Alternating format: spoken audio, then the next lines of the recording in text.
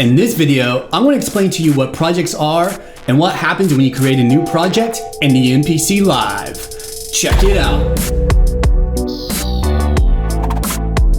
What's up? My name is Matthew Stratton, helping you create music, and on this channel, I do setup videos, tutorials, and overviews, just like this one. I think understanding what a project is in the MPC Live is really important because whenever you create something in the MPC Live, you're actually within a project and you really cannot do anything outside of a project.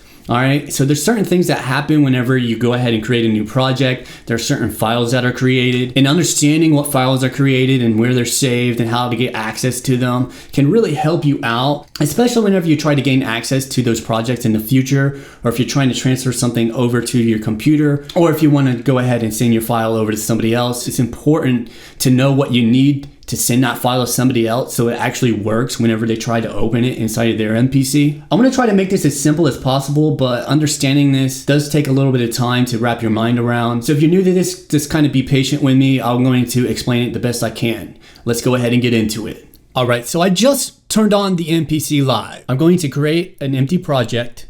All right, so let's take this from the beginning. All right, so this top corner is just a home tab, but right here is everything to do with projects. All right, so this is going to load my current project. If I wanted to start a new project, I just tap right there. That's going to make a completely new project, or give me the window here so I can go ahead and decide what kind of project I want to do. You got your templates, you got your demos, and you have your recent projects. You got your empty project, you got your user template. Okay, I'll go over user template later. Let's go ahead and just do an empty project for right now.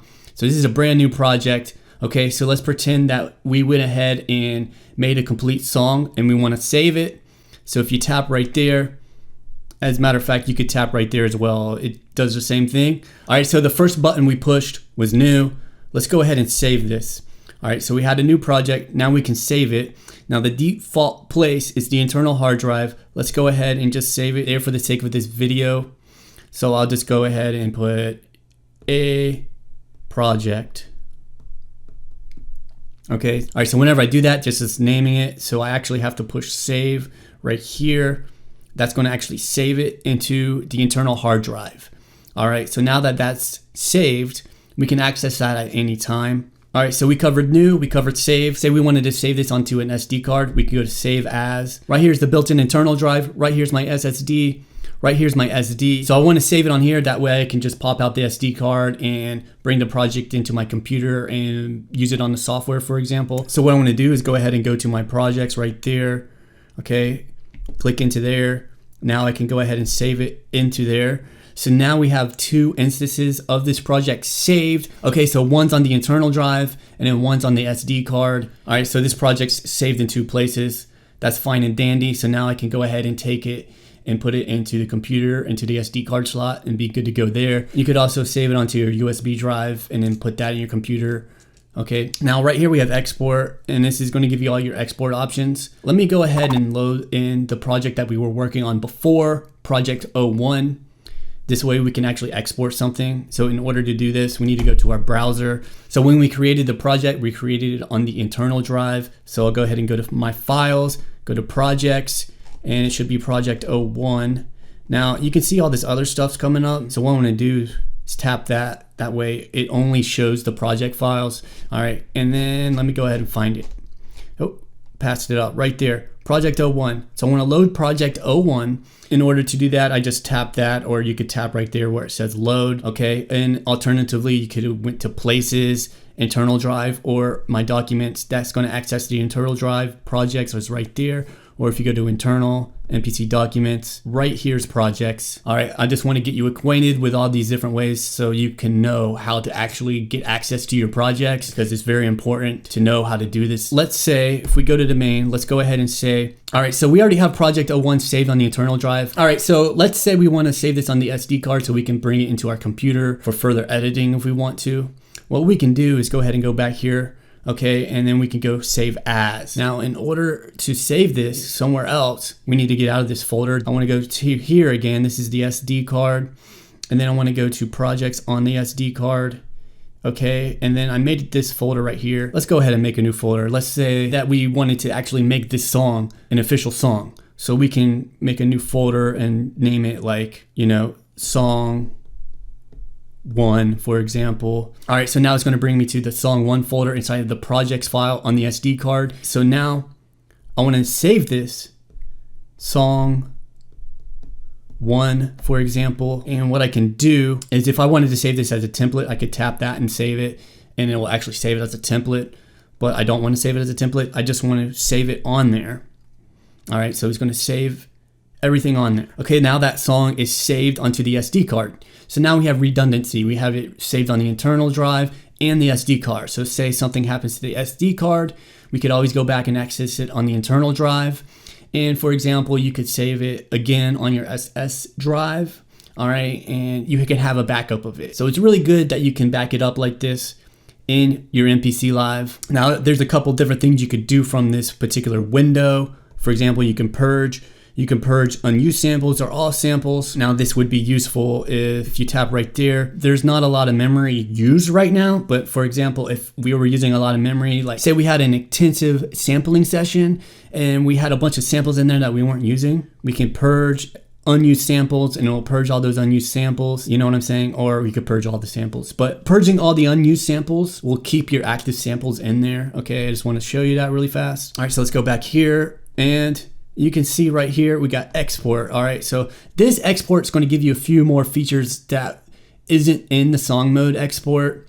I want to show you this because I showed you the song mode export, and you know, that works pretty well depending on what you want to do. But this export actually gives you the export options to actually separate your tracks. All right, because we have access to separate programs in the song one, but we didn't have access to explode tracks. If you do separate programs, it's just going to separate your individual programs into audio files, but you can have one program on, for example, 3 different tracks or however many tracks that you put them on. So that's not really going to be helpful if you want to separate those tracks so you can level them individually inside of your DAW or whatever you want to do. Now, this is going to give you the option to explode tracks. Okay, so now whenever you explode these tracks, it's going to give you several audio files, even if you use the same program in different tracks. All right, so say you created a drum beat on one program and then you exploded that program out onto tracks. So what this is going to enable you to do is separate all those tracks, all the drums, onto separate tracks. So you could bring that into your DAW and go ahead and do separate mixes and tweaks in your DAW if you so desired. All right, so if I did want to export this, you know, I have the option of WAV, AIFF, MP3, whatever I want. But let me show you this. Let's go ahead and cancel that. Come back to main. I'm going to go right here. All right, it says from song 1. So this is the full sequence of the song. So if you look here, I'm going to go back, export. I want to export everything as MP3s, explode tracks. I'm just doing MP3s to make it quicker. All right, so I'm going to click export. I want to save them right there. It's going to export track 1. It's going to export track 2, etc. You can see, boom, boom, boom, boom. It's actually exporting the individual tracks. If you could read that, it says exporting track 1. All right, it's done with track 1. Now it says exporting track 2. Okay, so it's done exporting. So if you want to see what these files actually look like, let me go ahead and go back to our browser here. All right, so you can see right here, song 1, track 1, Digitone program. So it says track 1 because that's audio track 1. And then it says song 1, track 1, which is actually drums. So the drums were on that track. And then it says song 1, track 2, bass, and that's the bass. So the first track was the audio track that we recorded. The second 2 tracks are the actual programs, okay? So if we want to test them out, like for example, let's go ahead and load the drum. All right, I'm just going to load it in there so we can see. If we go to sample edit, we could go ahead and load that up. We can see right here, song 1, track 1, and it has that entire sequence right there. If I played that, it would just give me the drum sounds. So you have that in that folder, okay? Let's go ahead and take this a step further. Let me explain something else to you here. So if we go back to our browser, all right, we can see all of our files here. If I tap there, that's going to show just the project. Now keep in mind, this is the folder that we created on here, and this is song 1. This is the song that we made earlier in the series, all right? So that project's right there. And then if I look there, this right here is going to show me all the audio files. All right, so you can see right here, these are the stems from that project, okay? If you wanted to see them all, you can see everything right there. Now, there's one more thing I need to tell you about before I end this video, and this is very important. So whenever you create and save a project, there's two things that happen, okay? You can see right here, song1.xpj. All right, so this is your MPC file. This is gonna tell you what samples to load, what sequences to load, etc.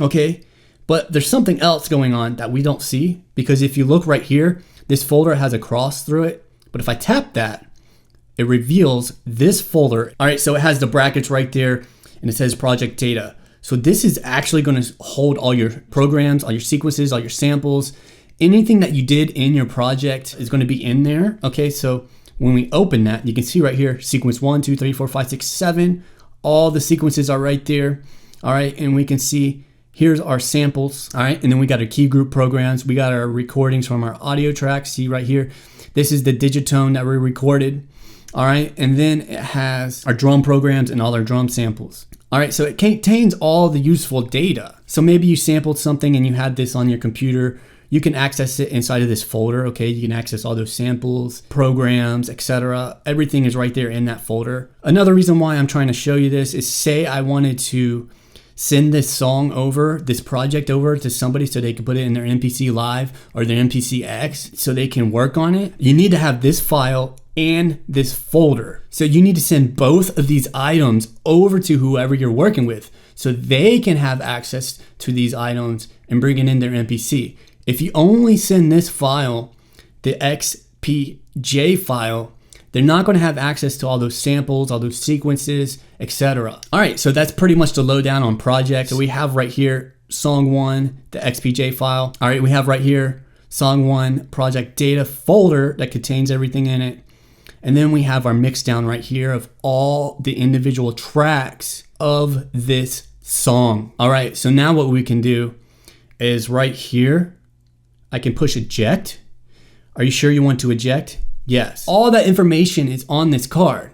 So I could put this card inside of my computer, download it on my computer. You could take the contents of that folder. You could send it over to whoever you need to send it over in case they need to work on the project, the actual MPC project.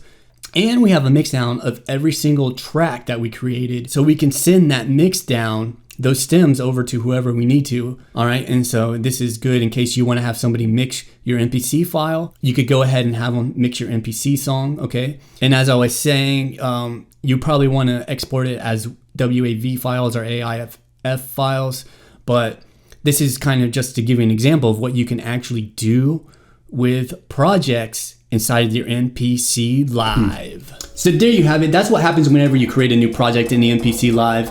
These are the files that are created. You need to have your file and you need to have your project data in order to get a complete project in the MPC. So this video is a part of the video series, so go ahead and click the card right there. That's going to take you over to the playlist so you could go ahead and catch up on the previous videos. And remember to subscribe and click the bell icon so you can get notified whenever I come out with a new video. My name is Matthew, continue to create, and I'll see you in the next video.